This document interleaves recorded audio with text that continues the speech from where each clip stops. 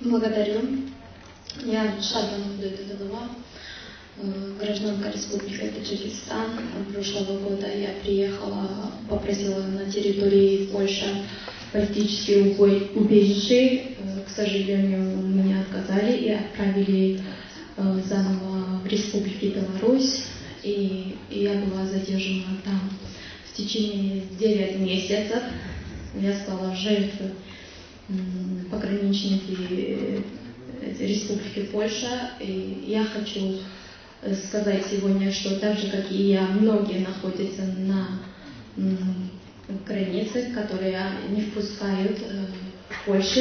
Я очень прошу вас обращать на это внимание, чтобы пропустили беженцев, чтобы так же, как и я, не стали они жертвой и не попали в тюрьмах, не пытали бить их так же, как и я. То, что я прошла в своей жизни, думаю, что многие не знают про меня.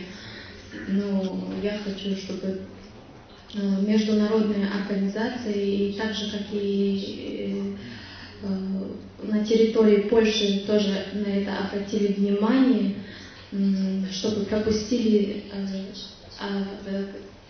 беженцев, несмотря таджики или чеченцы и другие. Понятно, что сейчас ситуация беженцев на границе очень тяжело, на это никто не обращает внимания.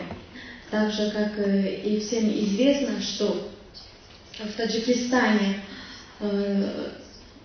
активистов, те, которые борются за своих права, им-то грозит опасность, им бьют, убивают. Также наших адвокатов, которые сейчас они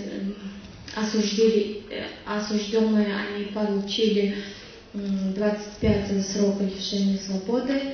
Они тоже защищали наших многих активистов. Я очень прошу вас, чтобы вы помогли нас защищать наших активистов и адвокатов. Благодарю вас.